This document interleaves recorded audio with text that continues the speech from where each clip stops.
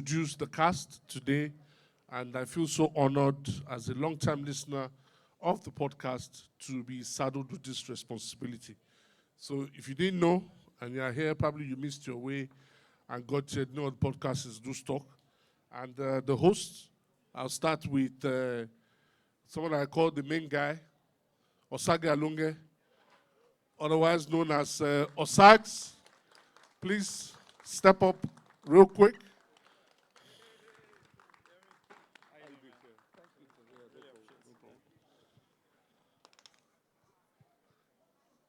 Joining Osags is, should I say, is number 2 on the list.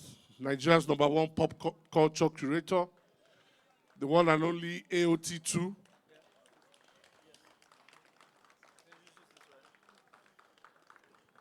And of course, my guy. He used to be heavily involved in sports, but he has deserted us in sports. But we forgive him. The one and only Steve Dede, ladies and gentlemen. It's okay like this.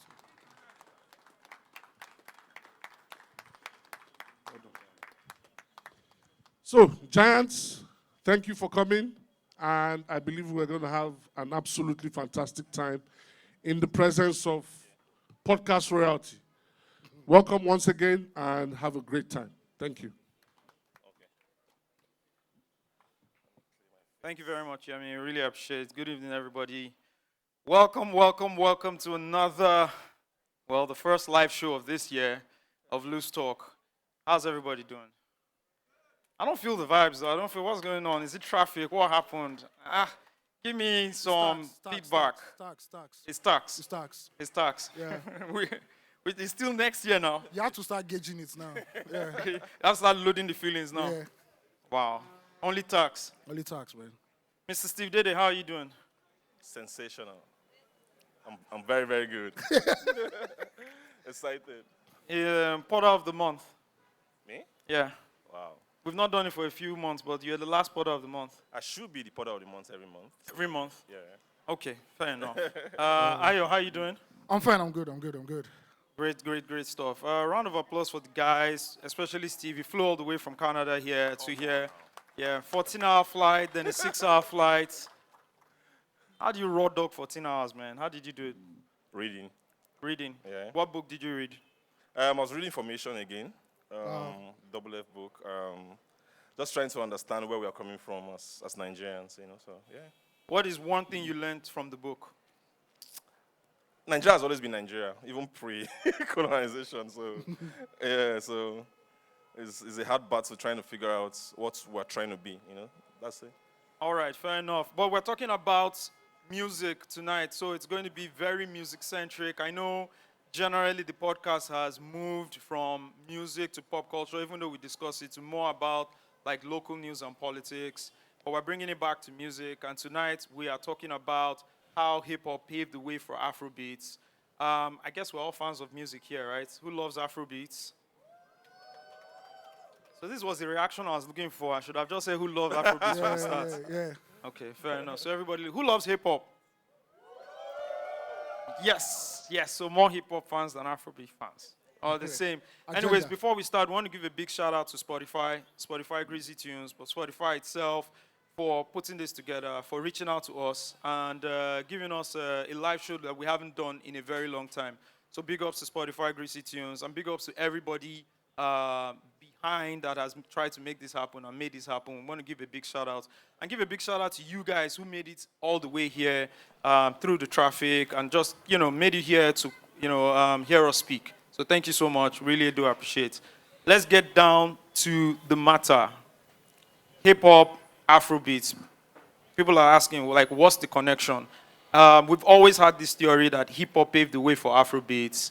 I think Afrobeats in 2025 is very much different from what Afrobeat was when it started. And I want to describe it as contemporary Afrobeats, right? So from 1999. And the theory that we have is that hip-hop was actually what paved the way. But we want to take it back to the very start. And anytime we want to do throwbacks, who does the best throwbacks? AOT2 does the best throwback. So AOT2, what was it like pre-Afrobeats? What was music like in the 80s? What was music like in the late 80s and the early 90s? Can you describe it for us? So the 80s was a mix of different genres of music. At the time the 80s started, pop music finally came to its own. There was a young man, you might know him as a pastor now, Chris Okotie. He basically started the pop stardom, solo stardom template for all Nigerian male superstars to follow. There was also reggae. Reggae was very vibrant in Nigeria in the 80s, early 90s because of the economic situation in the country and the repressive conditions we had during the military regime. So the likes of Major Fashek, Raskimono, Evina Ogoli, and the likes were prominent. And we also had, I would say, Juju's music last great decade was in the 80s. And there was another sound, Fuji, that was coming up, which was embraced by younger Nigerians in the Southwest. So this was just a mix of what was happening. I also had a lot of female pop stars too. We had Oyenka Oweno, Blessed Memory. We also had her counterpart, Christy Esene Igbokwe. And there was a lot of experimentation with disco music at that time. And disco now became the vehicle in which rap would enter Nigeria in the 80s. That was the first time rap music would be heard in Nigeria at the time, even though critics said it was just normal, popular chanting music. They didn't take it seriously. But that was the bedrock. So that's what was happening in the 80s, basically, at that time.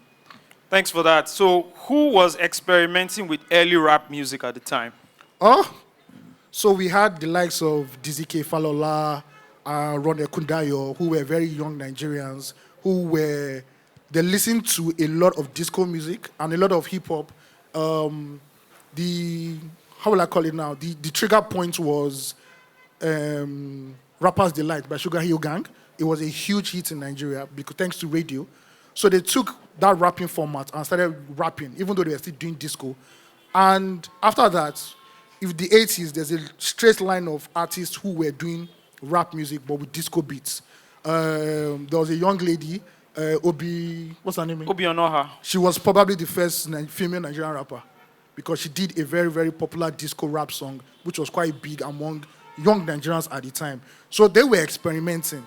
Now, why the music didn't really catch on mainstream, a lot of other artists in other genres were beginning to see that young Nigerians were dancing to hip-hop music from America, up to the point that somebody like King Wasiu Ayinde Marshal would name one of his albums Fuji Rapping. You know, later on, Shina Peters would say he was the first Yoruba rapper. So they could see that something was bubbling. But the problem was that there wasn't any mainstream rap hits at the time. A lot of them were just doing disco and rapping it was amateurish, basically. So that was the 80s. But by the beginning of the 90s, things would change. All right, let's go into the 90s now. One more question for you, Ayo. Yes, sir. Who were the early rap pioneers? Are you talking about the 80s or the 90s? The 90s. So obviously, we have everything popular history will tell us is Junior and Pretty. That they were the ones in 1992 who released a record called Monica off their debut album Fufu Flavor off Storm Records. And that was the first clear blueprint of how rap would be successful in Nigeria. Because the problem was, do we rap like Americans or do we rap like ourselves? And shout out to Biasika. He saw Junior and Pretty one day, and they were freestyling talking about gang violence. And he told them, bro, you guys are not gangsters. You're not from LA. Rap a way that your people understand. Yeah. They went to the studio, did Monica, which is a very playful song, right? And they showed the template. Although I must say that there were one or two people before then, a year before, who had done it, but it wasn't a hit.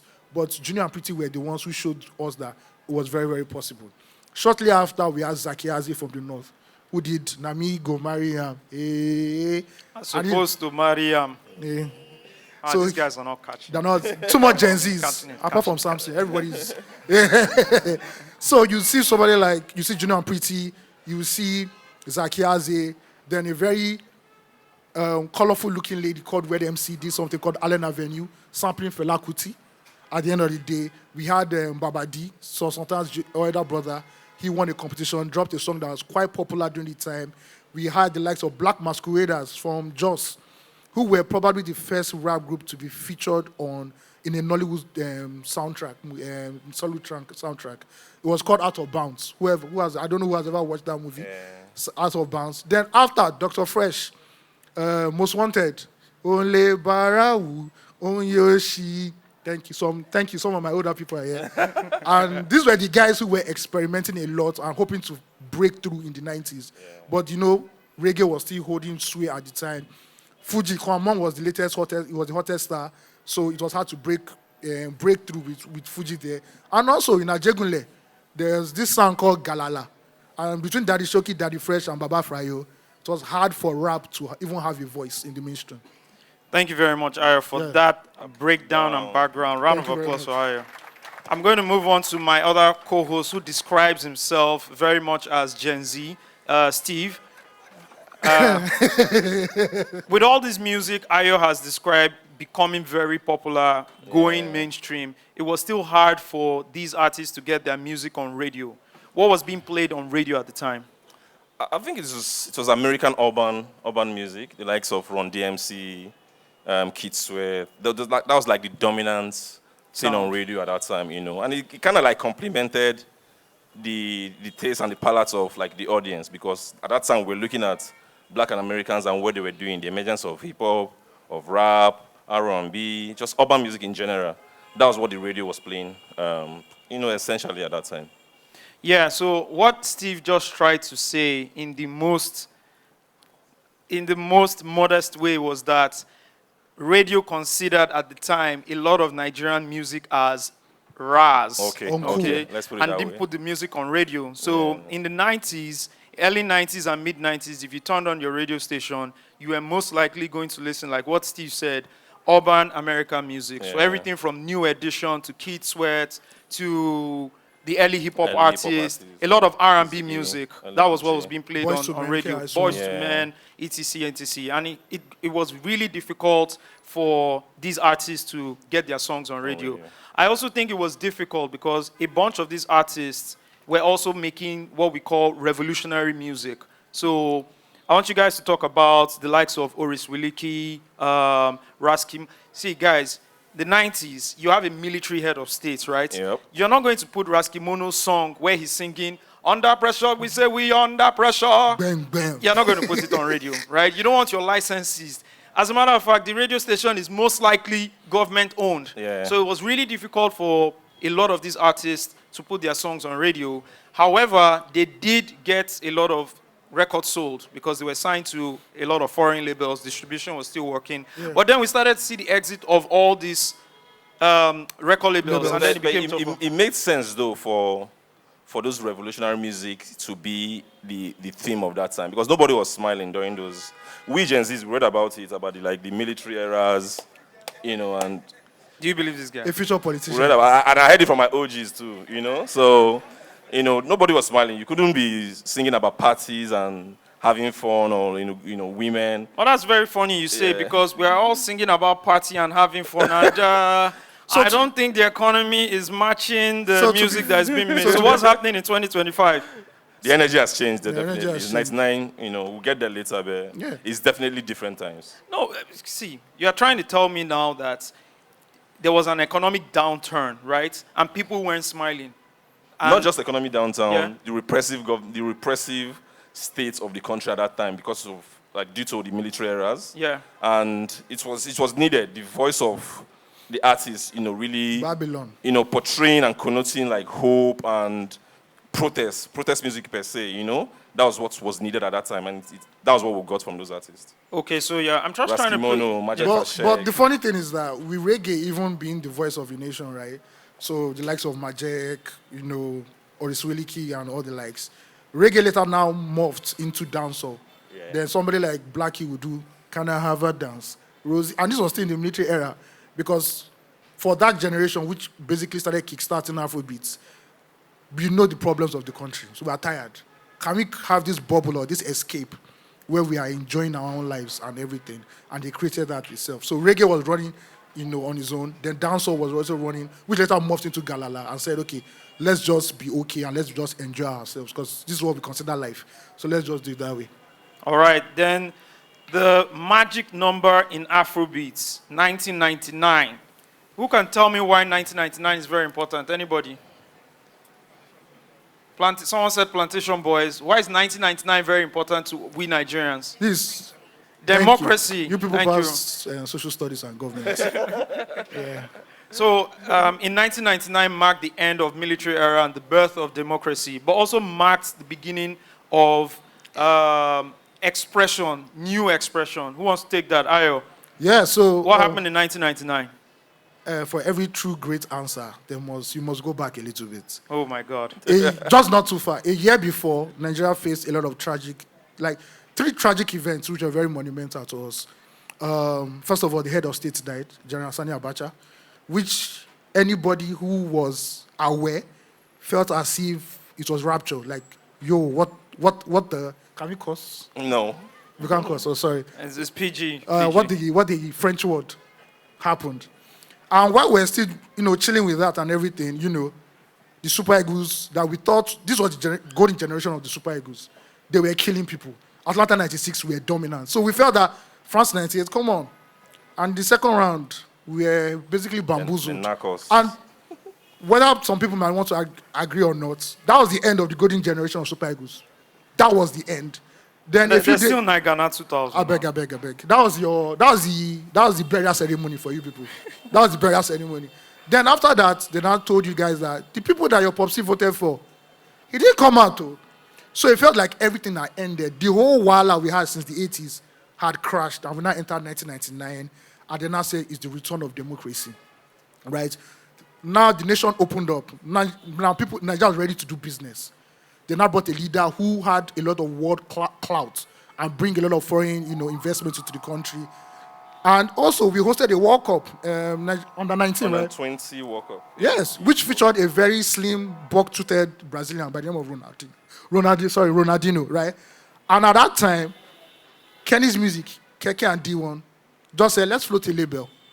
And the first big hit was Shakomo by Remedies. So it now felt that this was our era. Like, our parents already done their own experimentation with military rule. Now, this was our time. And that is why Shakomo fits into the timeline of, the beginning of Afrobeats. People had done experimentations with it, and they got it right. But with history, you have to be at the right place at the right time. I'm sure Idris, Tony Tetula, and Eddie Montana did not know all about this. They were just there. They come to Alagbado, shoot the video, and it took off. Yeah, so Steve, tell us about this creative renaissance Ayo is describing. Who were in the forefront leading this revolution? The likes of Remedies that he mentioned, and the Plantation Boys. For those who don't know the Plantation, I know you're Gen Z. Okay. Can you break down? Plantation Boys is Two-Face, Blackface, and Face, and they have their debut album. Was it 99? Body and Soul, right? Which kind of represented the times. And in 1999, Afrobeats, there was this contemporary Nigerian music, this new flavor, a new taste of Nigerian music that was just emerging, with just brilliant artists, brilliant young people who wanted to just express themselves in a way that they had consumed from hip-hop. They've been fans of hip-hop. For example, Two-Face was a rapper, Blackface was a rapper. These guys were rappers who decided to do another form of music entirely, which was contemporary Nigerian music. So those were the guys who were leading that era of what we now call Afrobeats. Interesting that you mentioned these guys were rappers. Almost everybody coming through that set were rappers, right? He mentioned Two-Face. Two-Face's rap name was Rap, right? Because his name, of course, is Innocent. So Innocent raps. I guess he changed the name when he started clowning him and saying Rap. Yeah. And he flipped it and he changed his name. So maybe Two-Face is a better name. Someone like Osagie, right? His name was Lyrical Orge. I don't know how. I think that's too much. At the time, that's too much. But most of these guys started up being rappers and then started changing as time went on. We'll break down why they started changing, right? Yeah. Maintain Reloaded, Olu Maintain was a hip-hop artist. Some of the guys who are running the biggest music platforms today also started off as rappers. Kwame, that was running Nigeria for a very long time, was also a rapper. Efemorigwe, who ended up managing Two-Face, was also a rapper. I think his rap name was Freak. So everybody started up from that hip-hop space and then went into different fields. But why hip-hop? Why was it hip-hop that was the expression from 1999? What made hip-hop the bedrock? Hip-hop was the bedrock because as a young child, you switch on your TV, you watch NTA Channel 5, and you see Will Smith, Fresh Prince of Bel-Air, somebody who, that's the first time you see black people act with so much confidence, who are in your age group, right? hip hop was everywhere. You couldn't escape it on TV, radio, fashion, lifestyle. And that was it. We were not listening to King Sunny Ade or Obey at that time. We all wanted to be Nas. We all wanted to be Jay-Z. We wanted to be B.I.G. and Tupac. The East Coast, West Coast rivalry was a huge thing back then as a young person in Nigeria. So when you wanted to express yourself, you express yourself what you know, right? And it was hip-hop. And that's the way they could only do it. And it would just make sense that, the times demanded a new sound, a new coming of age of a new generation, and hip-hop was the only template that was available to us after consuming it for so long. So that only made sense. Nobody was going to... It would be weird if in 1999 there was a new King Sunny Ade or a new Shino Peters. Yeah. It wasn't going to work that way at the end of the day. And we could see even coming with a show like the New Live Beats. You could see the local artists were beginning to have that quality or raw style of music. And by 1999, it was just too hard to deny it. Yeah. Solid. And usually, most revolutions when it comes to music starts with the producers. And I think producers don't get enough props, to be honest, because they kind of drive the sound, change the sound. And that is why also, like in this era, in the last 10 or 15 years, it's very easy for producers to cycle out, because when a new producer comes with a sound, everybody just shifts towards that sound and dumps the last guy. I think in the last 20 years, 2 producers have stood out. Say maybe in the last 15 years, Don Jazzy and Saz, right? Constantly, Don Jazzy has moved on to be an exec now, but over a period of time, they were able to reshape their sounds and just continue to push and, jump from one generation to the next generation. But let's talk about the producers from back then that created this sound. And this is why we have the theory that hip-hop paved the way. Guys, it's 1999. If you're an artist, you are probably described as a destitute. Yes. Right? Let's paint it. It's cool to be a creative now. Yeah. It's cool to draw your dreads now. It's cool to have an afro like this young man in the crowd. Yeah. Back then in 99, if you grew your hair beyond how many centimeters, you were a bad boy. Yeah, right? Yeah. Well, that's and all of that. Yeah, okay. And so for you to be an artist back then, it wasn't easy. One, you didn't have any funding. The record labels had all left because, of course, the economic downturn during the military era and all of that. So the labels had left. So you had a bunch of very talented guys who wanted to do music but didn't have access to studios. So they were using like makeshift studios. I think I was talking to Aidi Kabasa the other time, and he said they rewired a telephone handle to be able to record sound and record into like a laptop. So people got very creative, but it was very difficult to produce songs. They didn't even have the software to produce songs. Yeah.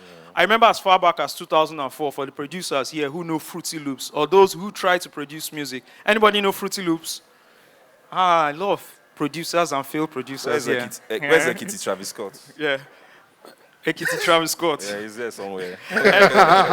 Anyways, Fruity Loops was a very popular music production software, right? And the first set of Fruity Loops software that made it to Nigeria, when you installed it, it came with a free version. So if you made anything, you couldn't click save. So you had to make the beats, export the beats, and then when you shut down your system, like the files are gone. So this is how much struggle like Nigerian artists had to go through, right, just to make music. So the smartest way to make music, producers of that time figured was, first of all, the first way was artists just go to like a Jimmy Jat and say, Jimmy, give me the instrumental of this record. I want to make a record. And then you... Hence, the famous line, now Jimmy Jats, they give us instrumental. Yeah, remember the line from Two Faces Styley, right? Jimmy, waiting, and they give us instrumental. So people would go to Jimmy and get instrumentals and make music and then make their demos and share it around. And then it started to advance to producers remaking those records, right? Flipping those records, remaking those records. So you hear when an Olu Maintain does, Maintain does I Catch Cold. Cobams produced that record. But the record is basically a rip-off of Ludacris's area codes, right? Yeah. And then you had so many records like that. I think Maintain were the first set of people to just take Nas's record, like almost everybody's records. All of them. And they just flipped the records, and they were performing these records. And this is how, you can look at it, they were taking urban records, they were taking hip-hop records, flipping it, putting like natural lingo in it, and turning it to make their records, right? So that was basically the idea. Who are the guys in the forefront? Paul Play, Ike Dairo, like #1. Salute to him. He's a legend, right? Who remembers this jingle? in 1992. NTA 2, Steve Channel remembers. 5. Hip-Hop station. We have a lot of old people Old here. people are here. What's up? And it's good, right? Pop Play produced that. And then he took that record, right, and flipped it and made Tony Tetula's Morning Time. Money time. It's morning So time, there are so many records like that. Paul Play did it. Nelson Brown produced for Plantation Boys. Yeah. Kobams Asukwo was also very early on music production. Jigga. And of course, OJB Jezreel. Rest in peace, OJB Jezreel. So sonically, we see how that was happening. These guys were rappers flipping hip-hop records to make Nigerian music. And then they started to add a lot of Local flavor. local flavor, local balance. You guys want to talk about that? Yeah. So the P was they knew. I don't think it was a conscious decision from them, but they just said, you know what, let's take popular hip hop beats that already Nigerians are listening to and just do our own stuff there. So you listen to a Shakomo, that was MC Light, like you said about Maintain just jacked from everybody on radio and said, let's do this basically, because it was very hard for you to walk up to school and say, yo, I'm listening to Maintain, and they'll look at you like, are you mad? Like, when there's Nas and DMX, like, why are we listening to two weirdos from Ibadan? Or why are we listening to The Remedies, right? So you had to use something popular to gauge them. Even our beloved tribesmen, they sampled on their first efforts because, bro, it was a tough crowd at the end of the day. You were not getting any cool points for being a Nigerian. The best compliment you could even get as a Nigerian artist when they listen to your song was like, you don't sound Nigerian. That's crazy at the end of the day. So they needed to do it. They needed to win cool points very, very fast and say, okay, this hip-hop thing though, that we like, that everybody likes, is our gateway. And let's just do it. Also, to go to and meet a producer and say, create a beat for me from scratch. Bro, that's money, fam. Almost impossible. And how many studios did we have at that time? They couldn't even afford to go to the major studios where the other traditional successful artists It's so could crazy access. there that most of the studios that were even functioning were reel-to-reel studios. So reel-to-reel was not you recording on digital. You had to record on a tape. And if you make a mistake, you're starting all over again. And that's money. So you go and meet your guy as a keyboard specialist, just knock like that. The way DMS rap, done like that, they go like him. And from there, people started becoming more original and shedding that whole, oh, let's jump. Or, of course, you know, we'll talk about it later. Somebody had to force them to say, hey, you guys are copying too much. It's time to get original, you know. Yeah, but that was just the reason why they did that. Great stuff. Let's talk about the generation of Afrobeats. There are 6 generations of Afrobeats from 1999 all the way to 2005. And each generation has like its own characteristics and a group of people who heralded that generation and try to push the culture forward, push the music forward because they were in the forefront. Let's start with 1999 to 2004, the fusion generation, right? We're looking at the likes of, funny enough, they were all like in groups, yeah. right? So Tribesmen consisted of LD the Dawn, Yeah. KB the Detonator, Yes, sir. Kaboom, and Freestyle. Shogun. Yeah, and then we had Remedies, right? Tony Tony Tetula, Idris Abdul Karim, and Eddie Remedy. Eddie Remedy, or Eddie And a Montana. third group was Plantation, Plantation Boys. Boys, Two-Face, Blackface. So these guys were the ones very instrumental in fusing hip-hop music and Nigerian music. And that's what we got to like. Nigerian sounds, Yeah. the parlance, the lingo, the language, which is like the basis of everything. And The everything architects. started to grow from there. Let's talk about the 2004 to 2008 generation, Steve. Okay. Yeah, I think the 2004 to 2008 generation those were the guys who started to give the instructions to like the Nigerian sound, right? But there was also a lot of hip-hop influence, right? From the obvious guys who were rappers, like the Mood Nines, the Rugged Mans, who engaged in a famous battle. Rugged Man came after everybody, right? Telling them to rap in their foreign languages, stop copying foreign acts, and similar things like that. So that was what like really dominated that era. To give credence to the hip-hop influence in Afrobeats, even the #1 pop artist at that time, the #1 artist in general, in Nigeria at that time, which was Two-Face. He started off his album with a rap record. You remember, with a rap verse. Who remembers Infinite Baga? Who can rap the first verse? Should we play the record? Should we play the record? Can we play the record, please? Can we play the record? Can we play Infinite Baga? Can we play Infinite Baga? By Tubaba, who just turned 50? Yeah, let's do it. Who, by Infinite the way, Bagger. sorry, I don't care anybody is the greatest of all time. I don't care which camp you belong to, it's your business. I don't think the Two-Face said have camps and stands and all that stuff. Yeah. We have to rap along, everybody. Yeah.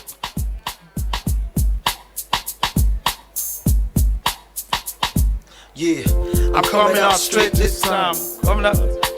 All kind of piece of rhyme. And doing my way this time. You have a piece of rhymes. So second person. Listen. Talk about my mission, my vision. Just not reality. Reality. Fantastic. Clap for yourselves. Clap for yourselves. Come on, man. Come on. Yeah. There's nothing hip hop more than this, right? Yeah. You know, so from there, from Two-Face to Idris Abdulkarim giving us Jaga Jaga, you know, so there were a lot of hip hop. The hip hop influence continues right from '99, the first generation, the fusion generation that you talked about, to this generation of music. That's 2004 to 2008. Exactly. And then you look at two other guys who came in that field, right? So we've mentioned Two-Face.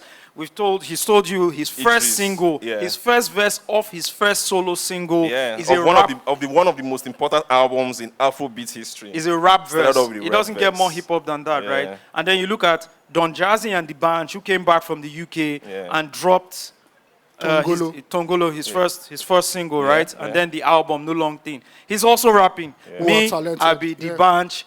My jam, all friends tell me say I'm the bunch. He actually had a It's a rap verse. He actually had when he said more talented, yes, more gifted. That was just a bar on his own. Yeah. So we can still see the influence of hip hop on some of the guys that we describe as Afrobeats greats today. And of course P Square. Come on, man. P Square dropped their debut album last night. Señorita, the first single, but there was a record called Igbedu. Do you guys remember that record? Yeah. He's rapping.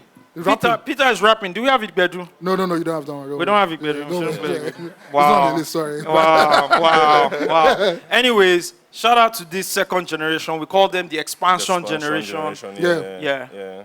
Shout out to them. You wanted to say something, Ayo? No, I just wanted to say that, you know, you could even they needed hip hop because hip hop was the coolest thing at the end of the day. So they made sure they had to rap. If you listen to all their albums, it's either they were rapping or they had really dope rappers on it. Imagine your first album and you have freestyle, and freestyle from Tribesmen, and freestyle drops one of the greatest rap verses ever by a Nigerian rapper. And that rap verse is what inspired MI. Because we said when MI said he heard it, like, I'm coming back to Nigeria and just, you know, going through this music thing at the end of the day. So you were not cooler than a rapper back then. You were not cooler than a rapper. So you just needed this guy, just come drop something for us for this album or for this song, and you get it done. Let's move to the next generation. I like to describe them as the breakthrough generation. This is from 2008 to 2011. I think three people who really took this to the next level in this generation were Banky W, One Day Cole, and Nice. You know, and we can start off with Banky W. Dropped a record, his first record, Ebute Meta. Remember, again, he's rapping. He's rapping on the first verse. Banky is a very solid rapper, so not surprised. He's a rapper. He's a rap head anyways. And in the first verse of the record, he's rapping. So that's hip-hop again. And Nice. In retrospect, I like to describe Nice as... I mean, we always describe Nice as a pop artist, a Nigerian pop artist. But he's rapping on half of the Gongwaso album, guys. You need to even play Gongwaso so that people can understand. Let's play Gongwaso. So it is melody-intensive rap. It's what melodious rap. You guys will say Future is the great, is the GOAT, or Young Thug. Listen to what Nice is doing here. It's nothing different. Yeah, I'm back at you.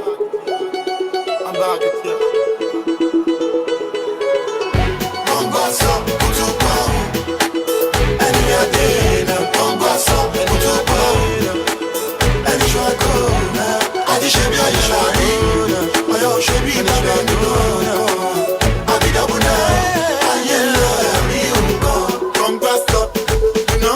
I'm a fire, no be peace, no conquest. You know, anything I know, but I show.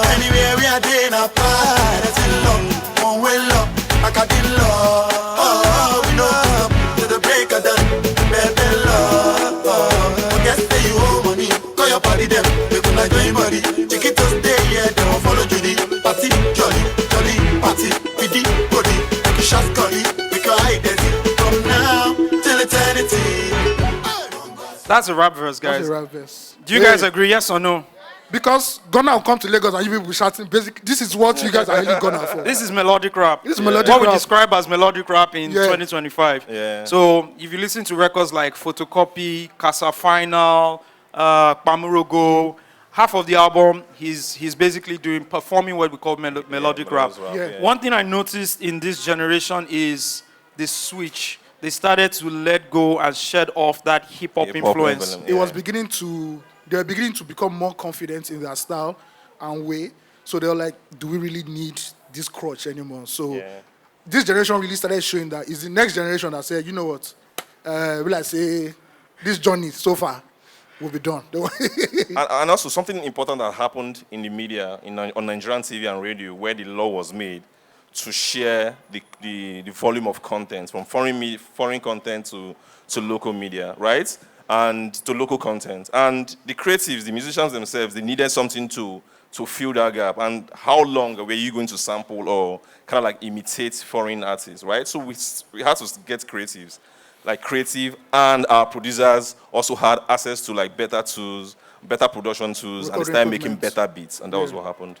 You're damn right. Like John Jazzy, ID Kabasa, OGB Jazreal, like they took it to the next level. Yeah. In terms of like production, right? Yeah, then there was a lot of influence, foreign influence, right? People were traveling more. Yeah. People had access to software.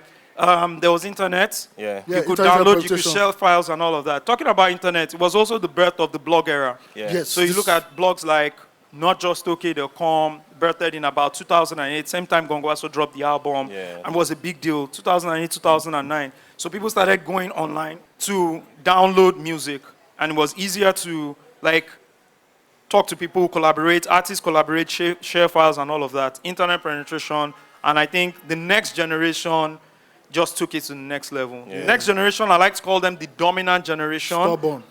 This is from, what, 2011 to 2016? The takeoff 16, really took yeah. her from 011 Kinda to like a 2016. short- Yeah. short So era. in those 5 years, we saw the likes of Wizkid, the likes of Davido, Tiwa Savage, Olamide, and Burna Boy. Burna Boy, Just take it to the next level. What it took their predecessors 6-7 years to do, these guys were doing it in 2 years. 2 Yeah. years. Right? I remember, Davido dropping his debut in 2011, and in 2012, he got like an ambassadorial role with a telecoms company. Straight. Unheard of. That was Yeah. happening. Everybody in media was like, how's this even happening? This guy just came out last year. Yeah. Like, why aren't they talking to the other guys? And they just accelerated everything that happened. Such a Yeah. dominant era. Yeah, Yeah. such a dominant era because I think they embodied the work ethic of hip hop.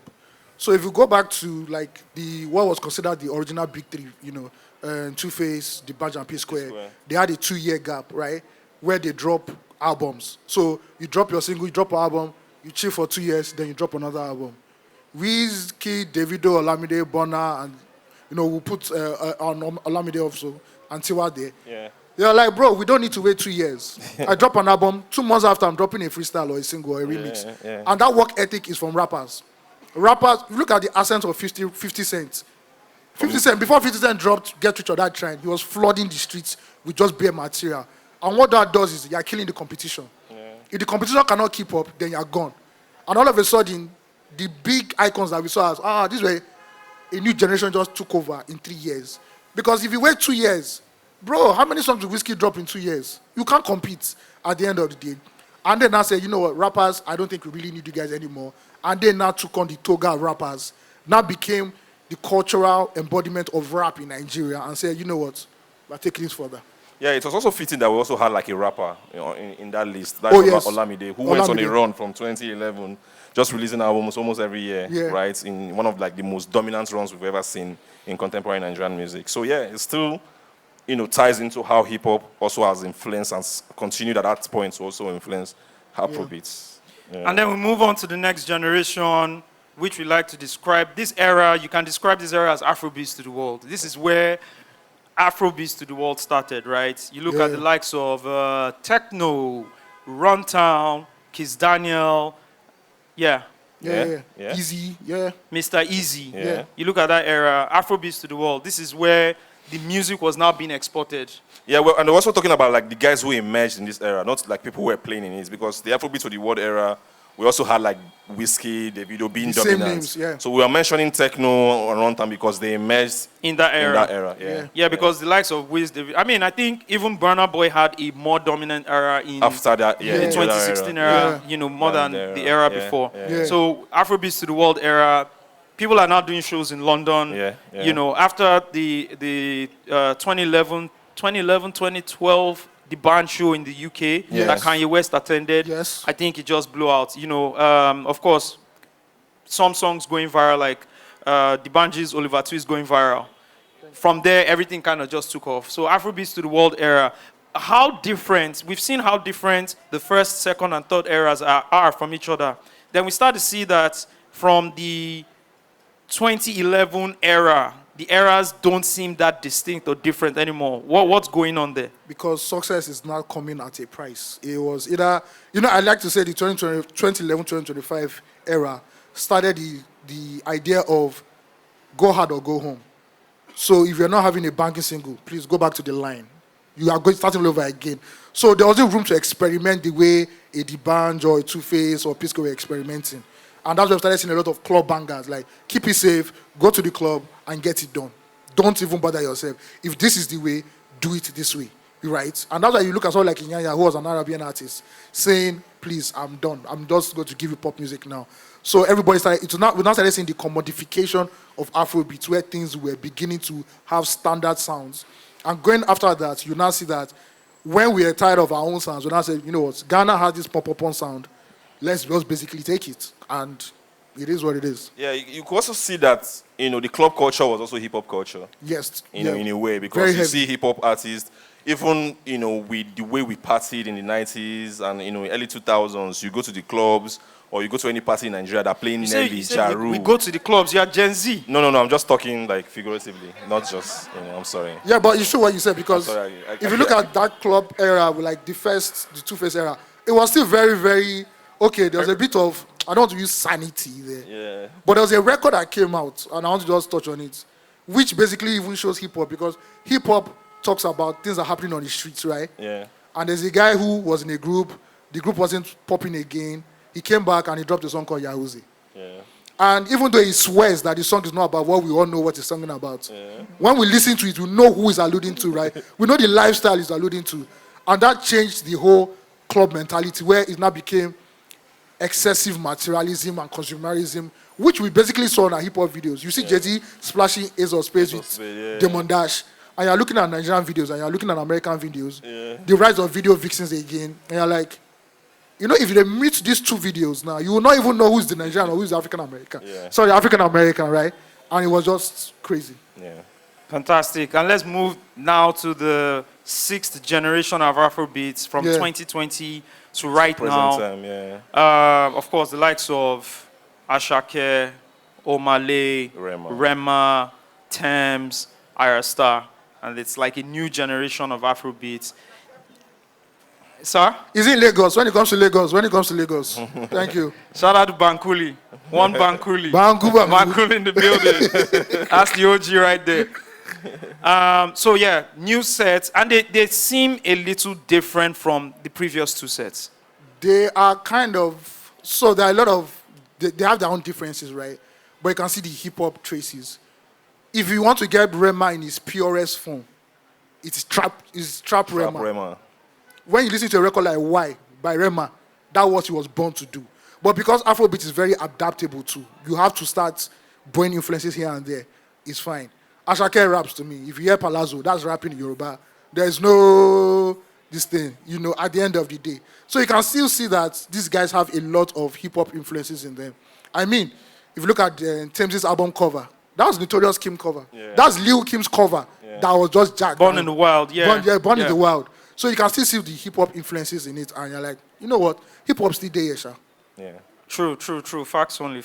Yes, Steve, truth. let's talk about cultural impact of hip-hop on Afrobeats. I think we can look at it through 3 lenses, right? Yeah. Fashion, dance, and lifestyle. Yeah. Let's talk about fashion.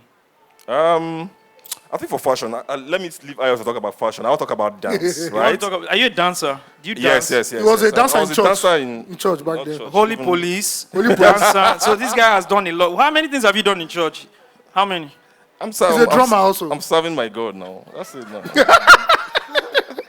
Nice one. Ayo, let's talk about fashion. Yeah, so culture cannot move without other aspects, right? So you need fashion, right? And funny enough, as far back as the 80s, hip-hop was so big that a particular cigarette brand said, you know what, let's sponsor these young people who are doing stuff, right? So they made merch for young breakdancers to wear, and that was basically the beginning of fashion for hip-hop in Nigeria. Then you go to the 90s, you wanted to wear at one point, if you're not wearing Nautica, Calvin Klein, Armani, Tommy Hilfiger, Sean John, Fubu, Fat Farm, Kakanai, ENYCE. A round of applause for this man. Come Bro, on, man. You did not have, I remember on TV back then, there was this campus show, and they interviewed a baby Unilag, and she said, you can't step to a girl without having a crest on your t-shirt, which was basically like a designer. So you needed it as even access to culture. You didn't even, it was not even listening to music. Yes, you can cramp Snoop Dogg, you can cramp Tupac, but if you're not dressing like them, my guy, they'll even bounce you at parties. Yeah. You know, back then they're like, bro, this is not it at the end of the day. So you needed fashion. So we're absorbing all the fashion we saw, basically. When Nelly put a plaster under his eye, we all did it. When Cisco had that funny all back, boys were doing it. But you know, at one point, you now have to be innovative and take things on your own. So we started seeing our own designers come out. Hypno, Sojo, DDINCE. We were popping up all over in campuses and having, it was not customized merch for you. DDINC would do the license plate with your name on it. Yeah. If you watch the Banj videos, he was the one doing all that stuff. Sojo was a Unilag boy. If you had a Sojo t-shirt, you were cool. You were good. Hypno too. It was all cool. So we started making our own designs and everything in fashion. And when it even comes to merch, hip-hop found the way. Terry the Rap Man probably has the first merch of our generation. Boys Are Not Smiling. It was, if you wore a Boys Are Not Smiling t-shirt, bro. Let me tell you something. Yeah. When Terry gave me my first Boys Are Not Smiling t-shirt back in 2010, I fell to my knees. Bro, on top of I was like, thank you. On top of Yeah, then at one point, if a celebrity did not have that Jimmy Jazz Triple J baseball cap, you're not cool. And this was even before, our guys were saying they're doing capsules over there. Bro, at one point, Alobam t-shirt, it got so much that they started just doing the fake everywhere. All different colors. I was seeing white, I was seeing pink, I was seeing green. Gold, yellow. Because Fino touched a very vital nerve in Nigerian music. He took hip-hop to the east and made it very cool as an expression for young people. And when he said Alobam, I don't speak Igbo, but bro, I wore the t-shirt now. I'm like, no good. Yeah, we did. So even with fashion, they paved the way, the jewelry and everything. And now you see our artists dressed. If you meet their videos now, you think they're a rapper. You see now they're doing chain unveiling. Yeah. I know rappers are doing chain. Now you see them walking to Ice. Afrobeats artists doing chain unveiling. Icebox and say, yes, we got this for 500K. We got this. Girl, look at my watch. Look at my this. Look at my that. I'm like, bro, they started all this here in Nigeria with rappers. So yeah, that's how fashion became a big thing, and Afrobeats just adopted it and say, oh, let's do this. Now you see Burna on stage with 21 Savage, and he doesn't look different.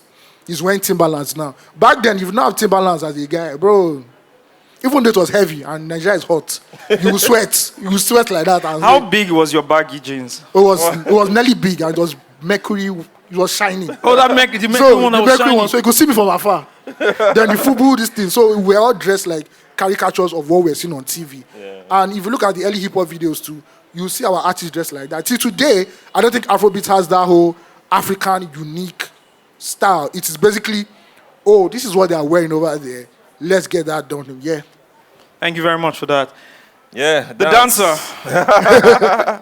Yeah, so dancing was very, very critical. It's also very critical to hip-hop, right? Like we have creep walking and different dance steps like that. And also Afrobeats, as we evolved, as contemporary Nigerian music grew, we also saw dance become a very big element of dancing. And we saw dance crews. Dance na the main thing, was a very big group. Kafi. We saw Kafi's Magneto. We saw the Spirit of David.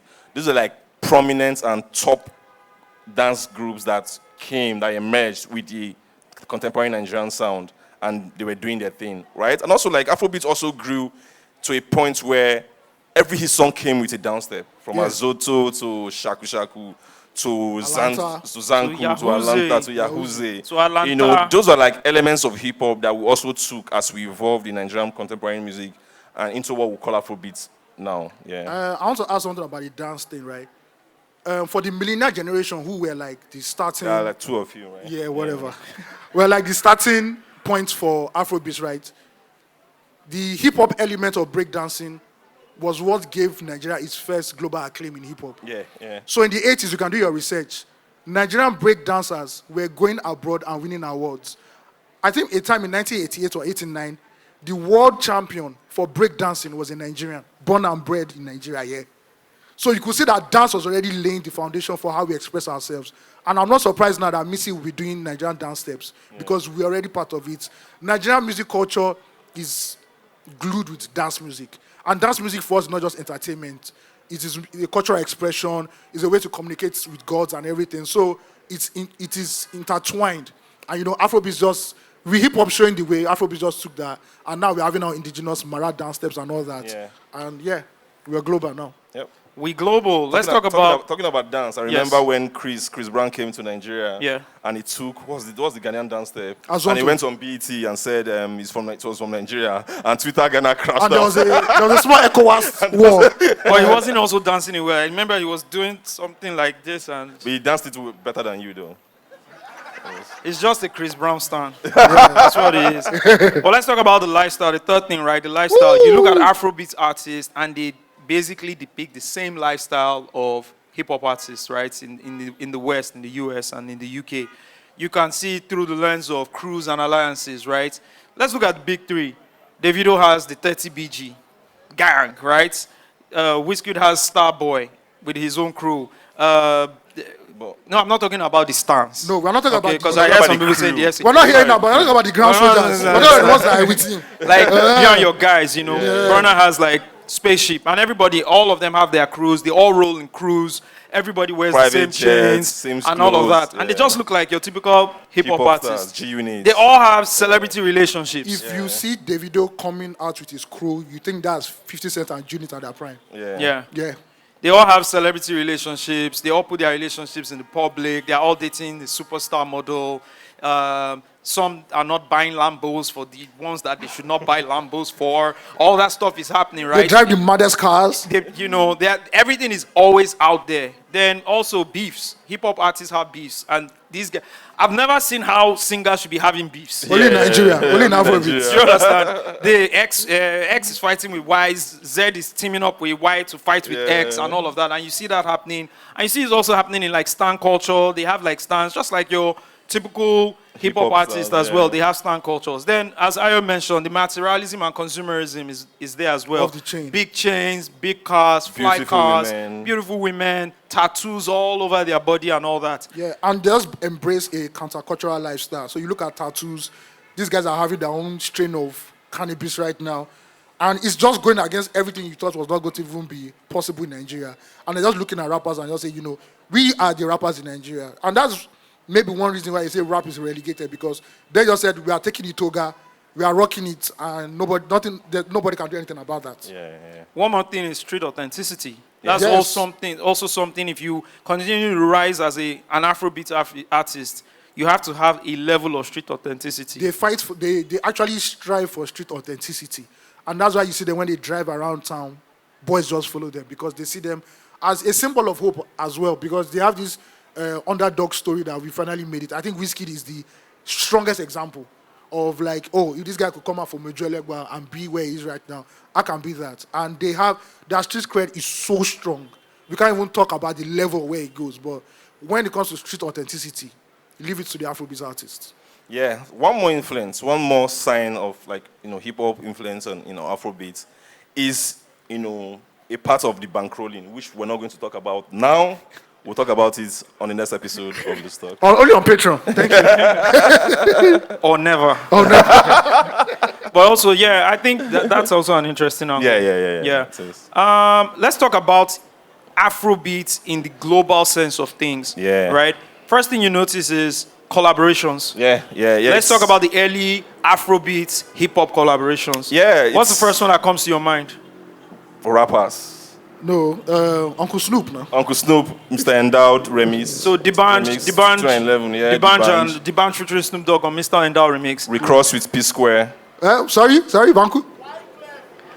White Oh, yeah, sorry, before the White Clef Sultan. Shout out to Bankuli. Round of applause for Bankuli. Banku, yeah. So I think one of the early collaborations was Wyclef Wyclef was an Wyclef early and spotter of what featuring was happening, yeah. Sound Sultan, FaZe, and Two-Face on the Yes. record. I'm putting it on his album, right? Yes, he put it on his album. Shout out to him. That was a very big deal back then. That was Yeah. like one of the early ones. I think Dari's song, like the way you are, It's featuring Chameleon, Chameleon, yeah. that was also a Yeah, big one yeah, back then. yeah.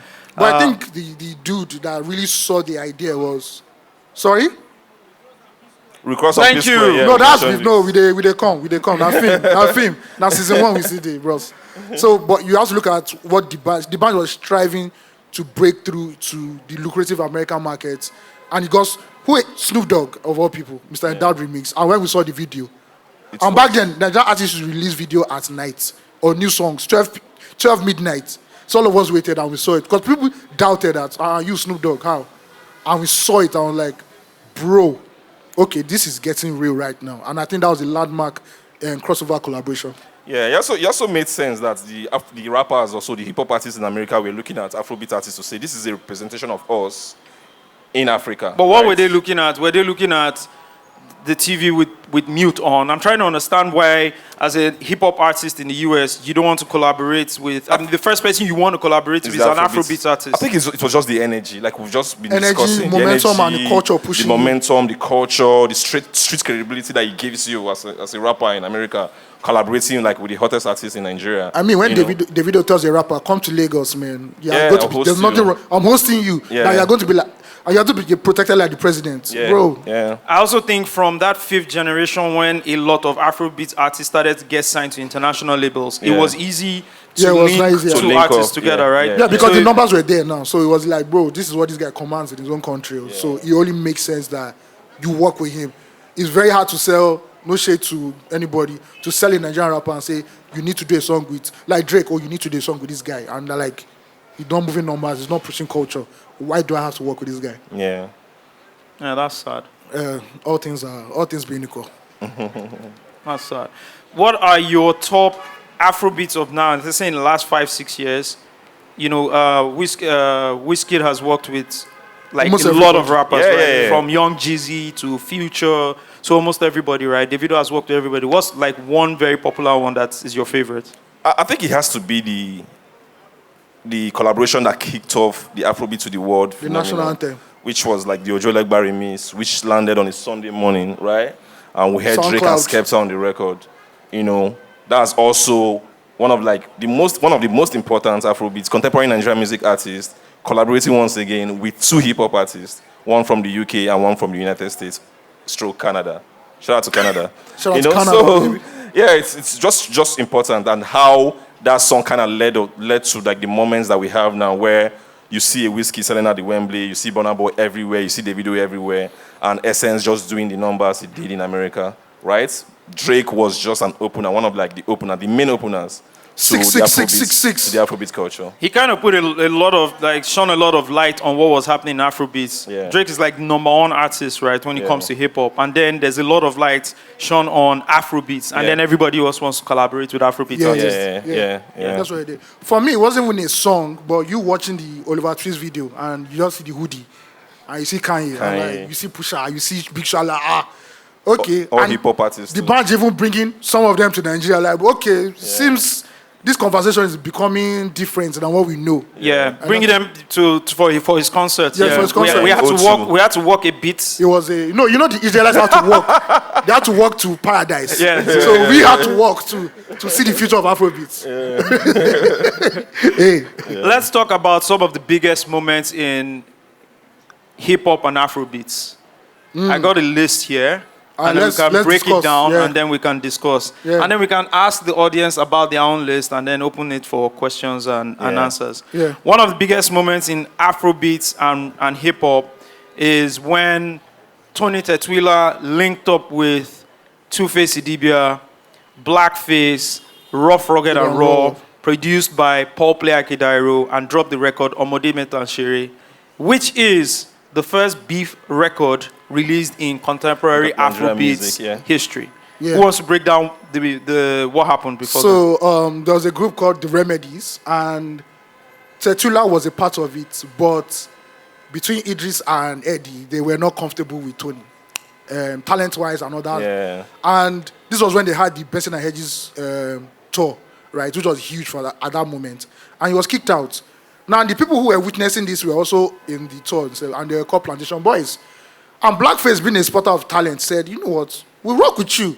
We got you, don't worry. And if you listen to Tony Tetula's first album, practically it's Plantation Boys. Yeah. And they said, don't worry, we'll record an album with you and everything. And they decided to go into the studio. Paul Play produced the album. And Paul Play insisted that, hey, because some of the guys on that record were saying, this song is an old school song now. Why do you want to do it? They said, no, you guys have to do this song. And it's on Modemet and Sherry.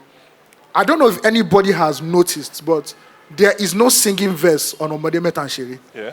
It is rap, and it is not even Will Smith, hey, how are you? Hey, hardcore rap. They were giving each other bar for bar. And it was such a watershed moment because we were watching AIT jams, and I was just like, what is happening here? Tetula was doing the chorus, one skinny guy was doing ad-lib. Blackface was just taking shots at everybody, and it was just a big moment. The next day, or the next week in school, everybody had to talk about it now. Bro, it seems that this whole Remedies thing is becoming very serious. And that singular moment led to a series of beefs that would last almost 10 years, including Rugged Man.